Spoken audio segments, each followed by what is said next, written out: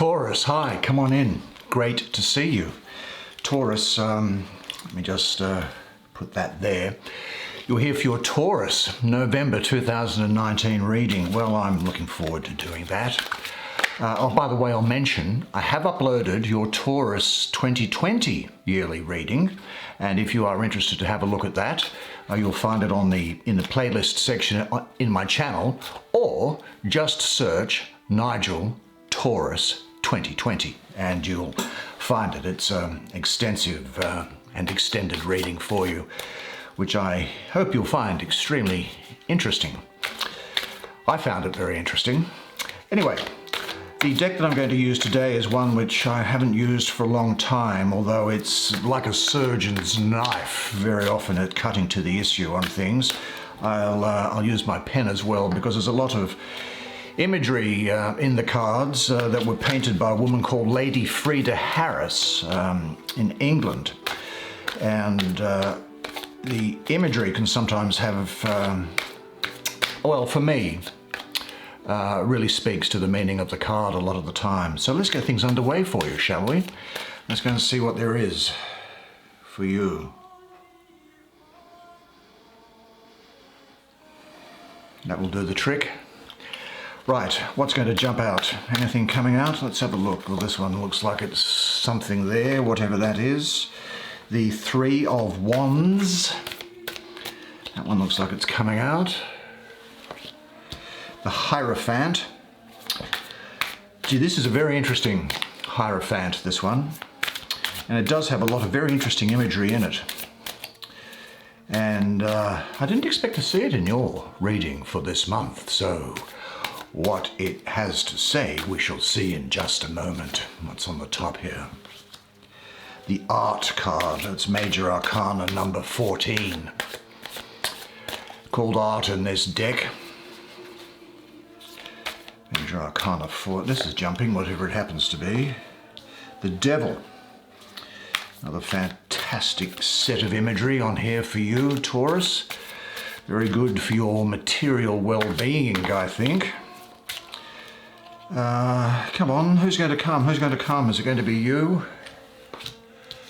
And there is, oh, you're going to love this. It's the Six of Cups, Pleasure. Well, why don't you come and sit down here next to me while together we look at the cards and I'll do the reading for you. Okay, Taurus, now here we go. Before we start, let me just reach behind and bring this deck down here. Now, of course, I'm not going to use it, but I'm just going to allow it to sit here and learn and watch.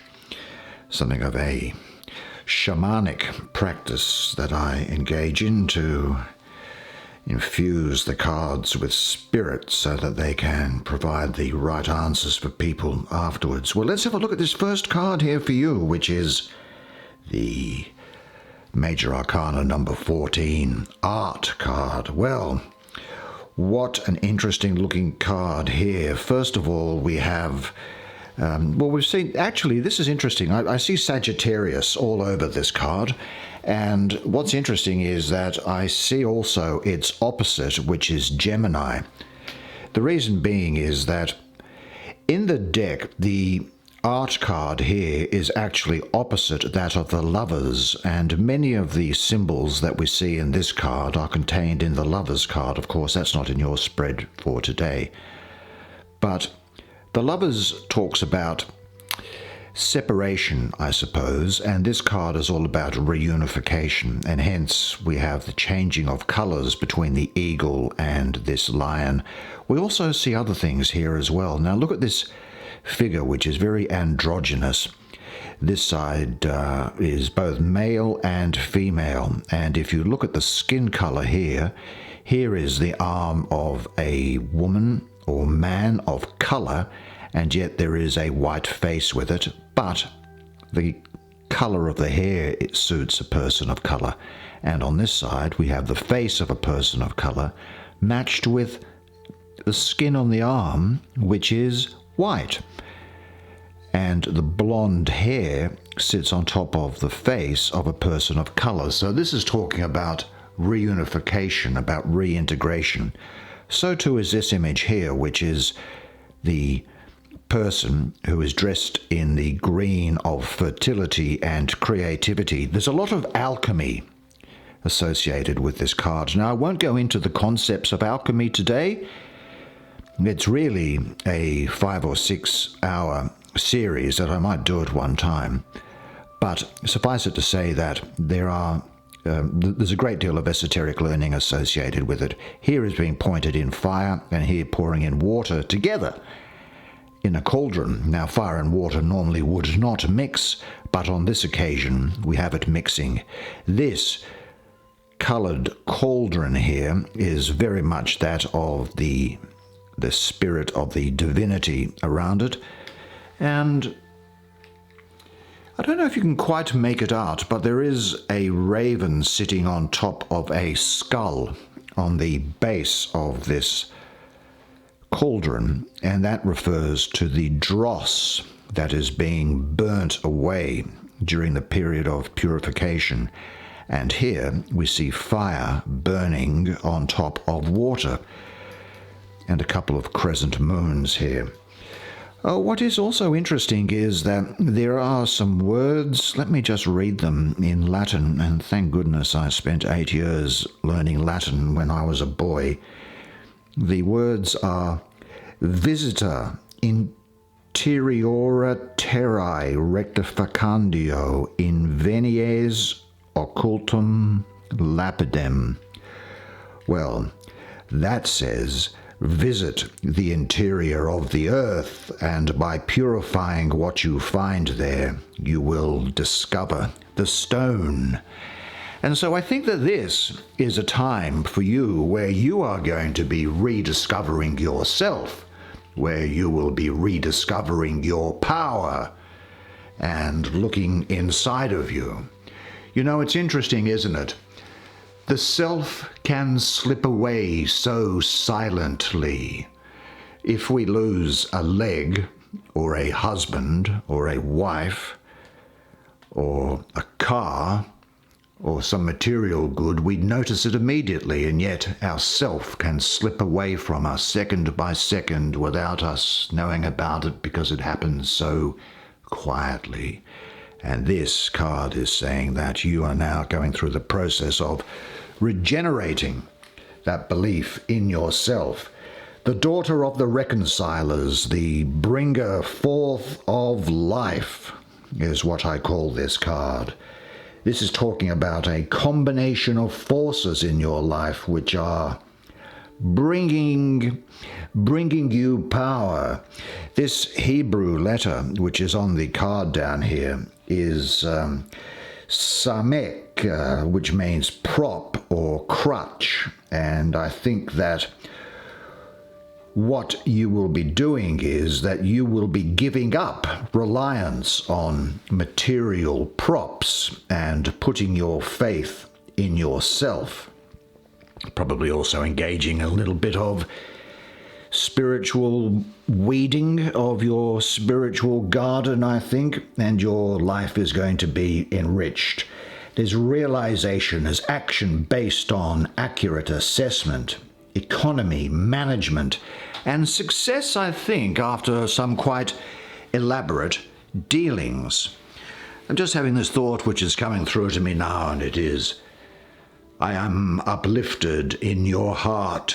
My every instinct has become the echo of your heartbeat. My life dances to the rhythm of your pulse. Yeah. I'd ask you to consider now, what does it mean for you to find your hidden stone, your hidden jewel? Close your eyes and visualize a fountain of energy in your body. Bathe a while in this rejuvenating current. And I have this thought in mind also. I equally value the light and dark within my own nature. I am a well-integrated person. I surrender to the transforming powers of the divine. I am an open channel for creative energy. You'll be learning to bring about balance and moderation in your life. Now be patient, Let things evolve at their natural pace. Do some self-evaluation to re-examine your life's priorities and work in harmony from a place of stability and strength within you. Well, I think in summary, if we were to say what this is really saying to you, it is that the central theme, I think, within you this entire month is one on reintegration. And this card, in this position, with these other cards around it, this diagonal of major arcana here, can, I think, reflect a period of balance between your inner and outer selves, searching for a higher meaning and purpose in life. Now, you might experience during this time a clash between your habits and your new vision, but just trust yourself, don't be alarmed, go with the flow, as it were. Now, interestingly, I'm going to look at this next card to its bottom left, which is the Devil. The reason is that there seems to be, to me, something that this is really wanting to say to you at the moment. And so let me give it the opportunity to say it. Let's have a look at some of the imagery on this card. Well, it's very much a Capricorn energy around, and one might find that is, important or obvious because of the position of this goat that's there. I'm looking at this Hebrew letter that has been marked on the card. That Hebrew letter is Ayin, which stands for I. And I notice that this goat has a third eye here, which is about, your ability to see. In fact, I wouldn't be surprised if you actually have some sort of psychic insight during this month, to be quite honest. Look at the horns that are traveling up on the side of the goat. They are entwined, are they not? Just like strands of DNA, when you see that helix, that twisting DNA that comes around when we see pictures of that. That is about life. And in fact, if we look at the image itself with these two things and this tree growing up, well, it represents, well, obviously, you probably can get the gist of what it really does represent straight away. It represents the male organ, which is penetrating what I see here as the rings of Saturn. And why I say it's the rings of Saturn is because Saturn governs Capricorn, right? And I also see Mars exalted in this card here. So it really is a card where there is, for me, Saturn governing Capricorn with Mars exalted, which is tremendous energy. And it's a creative aspect of Mars. It's Mars in one of its higher forms, in my form of esoteric astrology, which is about creation and energy to create. And in fact, this card is talking very much about that, because this energy here, these rings of Saturn, they are esoterically representative of the female principle. And so we have the male principle, if you like, penetrating the female principle here, which is about the creation of life. And in fact, if we look to see what's down here, we see in here 4 female figures, one of whom is prone, in effect paying homage to this goat, and 3 male figures who are being subdued by a Greek mythic creature called the Minotaur. But in any event, these are souls waiting to be incarnated into flesh. Here is people versed in the mystical arts would call the caduceus, which is about creativity and power over the other realms. And there are 2 snakes at the bottom of it, I've just noticed. And these 2 snakes both wear crowns. And these crowns represent, historically, the 2 kingdoms of Egypt, the southern kingdom and the northern kingdom of Egypt, and back in 2,000 odd years ago or more, and their unification. So it's about a unification here, a preeminently fertile card. I think that this devil here is someone who can represent tunnel vision. So I think that you may well have some tunnel vision in your life.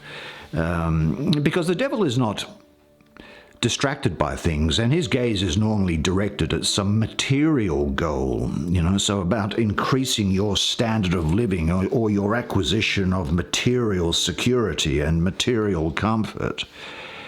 I'd say it also can relate to, therefore, your career or an ambition and looking after your own best interests. And it implies, I think, that you can accomplish a lot during this time if you are focused, because the devil isn't distracted by other things. He's very focused at the task at hand. Now, as I mentioned, the astrological sign governing the card is that of Capricorn.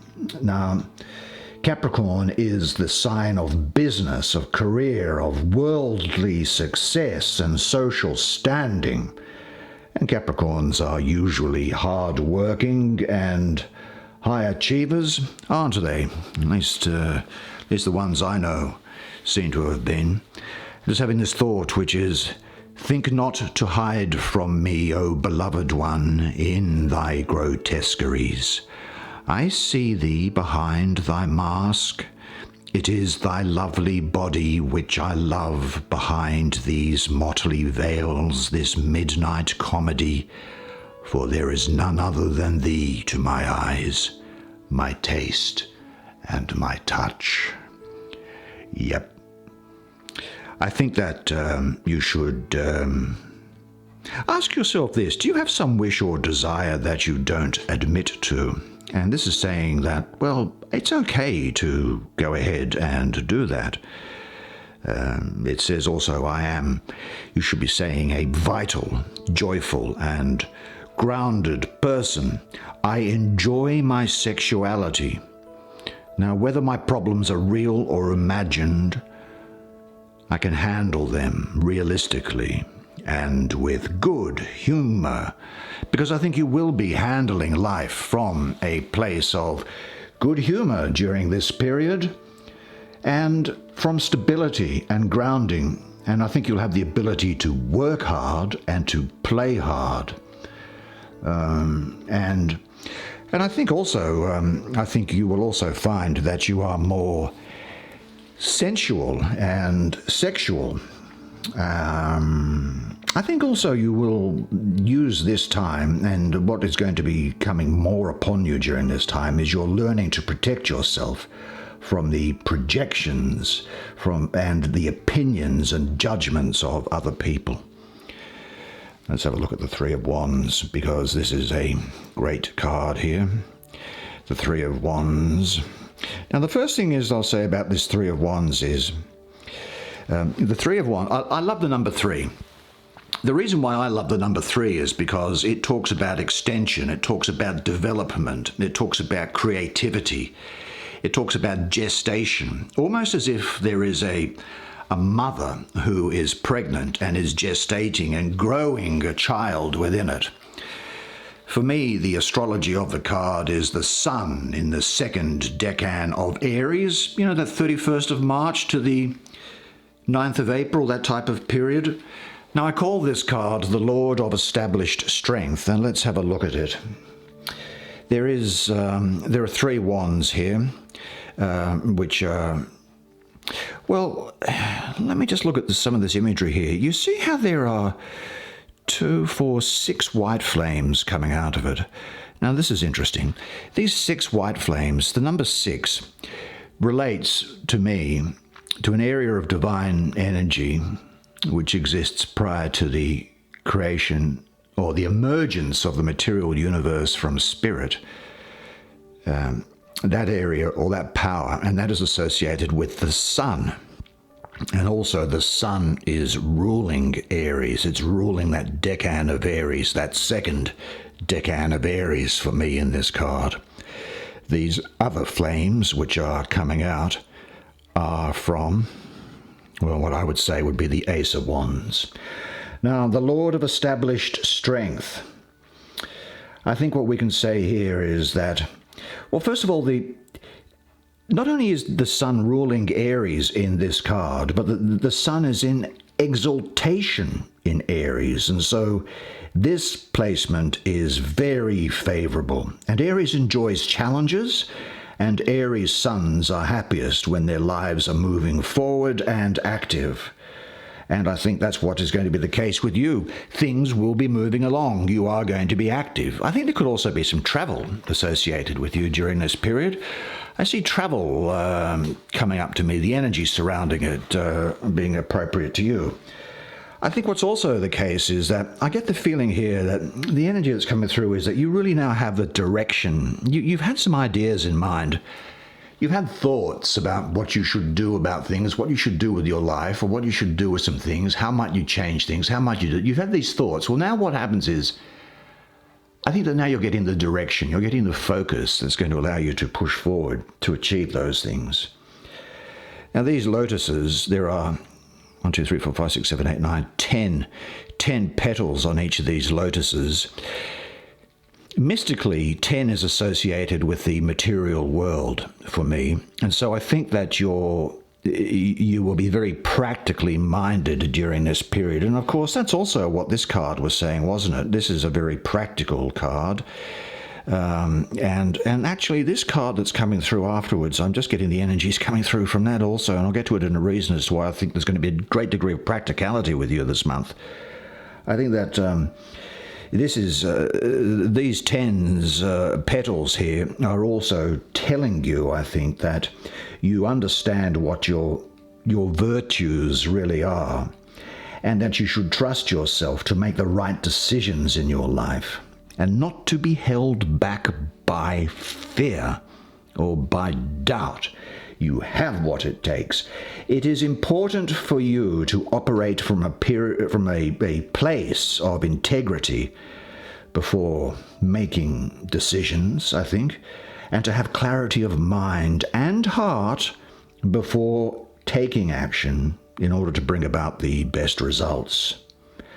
And obviously, I think that unless you have that clarity, then you should not take that action.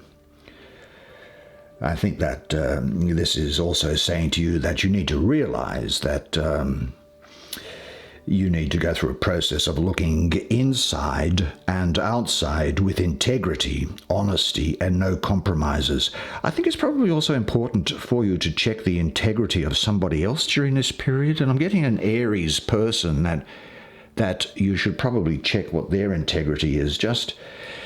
I don't want to put you off anything, but I just want you to go into something with your eyes open in relation to an Aries person.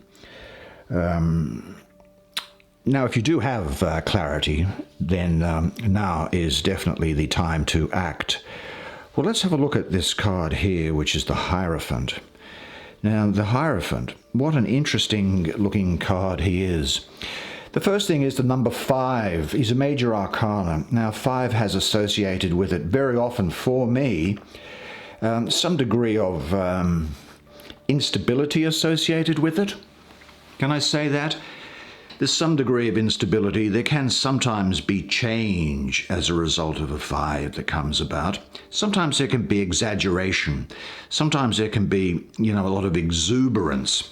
But I think that what we have here is we have, with this card and how he's placed, and let me just remind you as to where he was placed. He's placed at this top right-hand corner on the top of this diagonal. So I think the qualities of the 5 that I spoke of are actually muted. And in fact, I think it is really far more practical than it might otherwise be for you.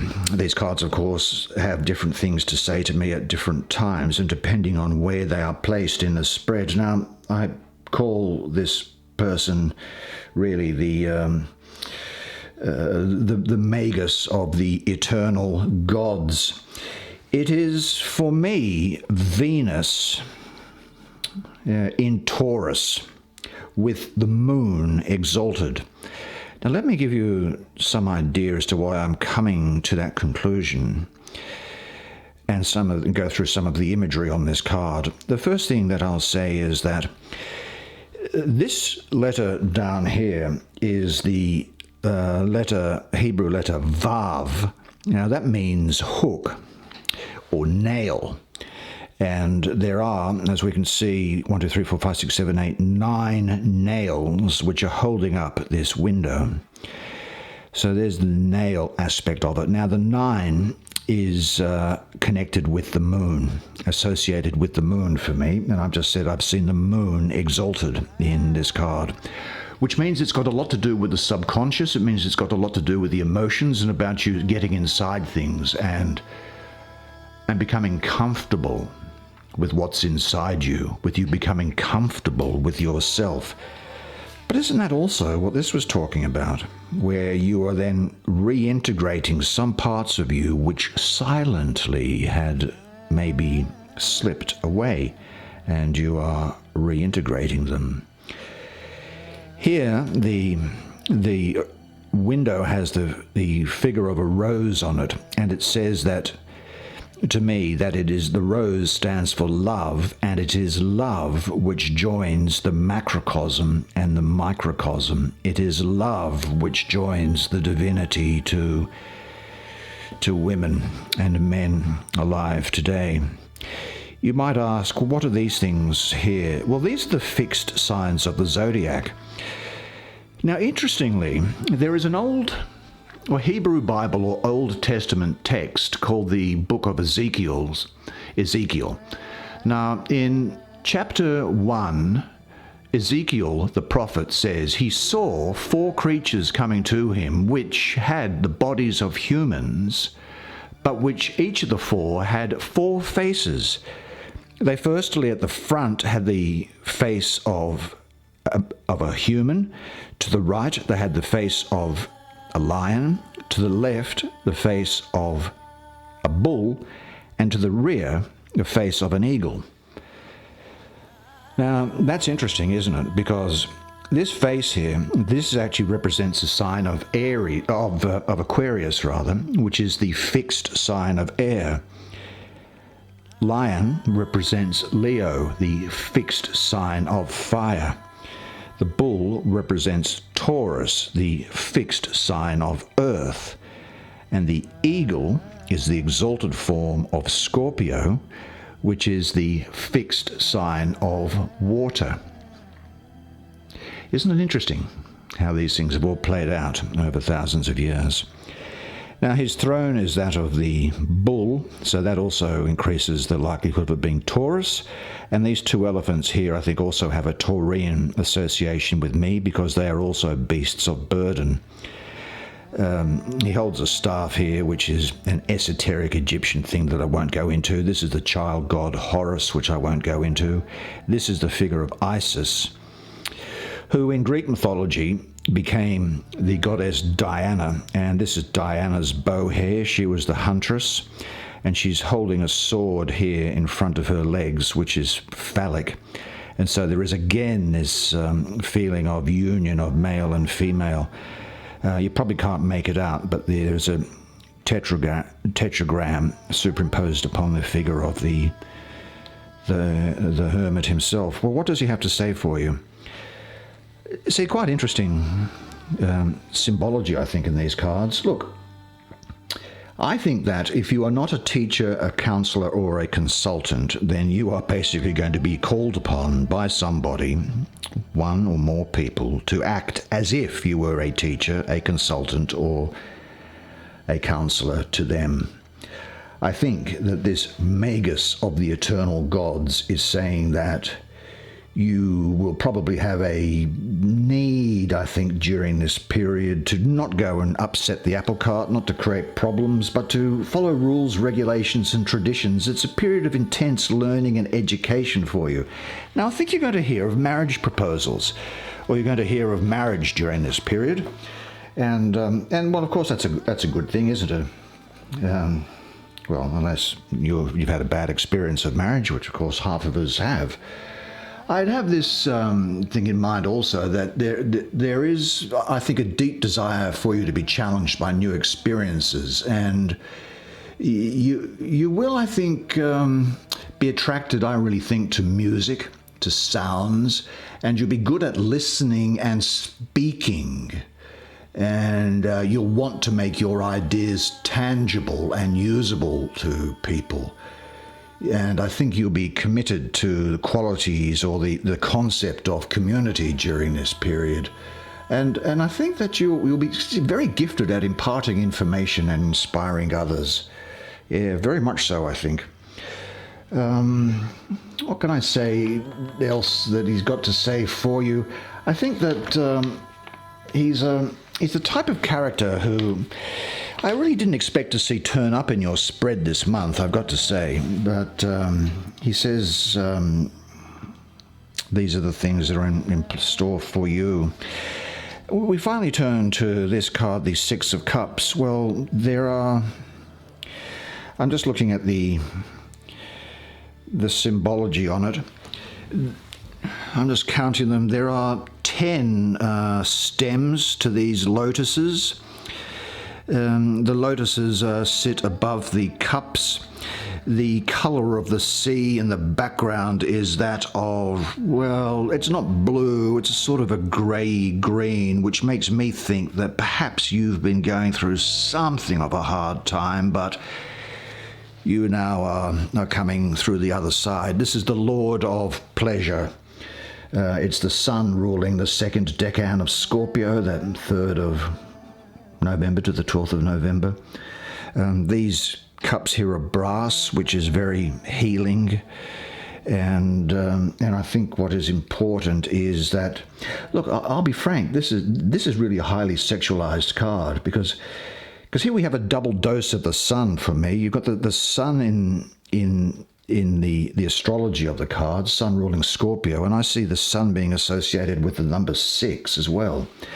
So the pleasure that you have is, I see pleasure, indulgence, sexual pleasure, excitement, family support, communicating with others, but the pleasure is completely harmonized. It's and the zodiacal sign which governs this card, being Scorpio, the pleasure here is rooted in its most convenient soil. This is a preeminently fertile card and one of the best in the deck. I think pleasure after much hardship, you may be undergoing a period of healing and transformation, and I'm getting that because of the snakes that are inside here, because they shed their skin and transform. And the emphasis is on relationship, or the desire to have a relationship that will improve both individuals, where the whole is greater than the sum of the parts. That's the way it is for you this month. Well, there you go. There is your November 2019 reading. And look, I thought that was fantastic. I really enjoyed doing that. Extremely interesting for me to be able to do that. I love this deck, and I love the messages that were coming through for you. I think that I think you're going to have a great month. Look, the only other thing that remains for me to say is this, that you are a legend, and I look forward to seeing you next time. Until then, bye for now.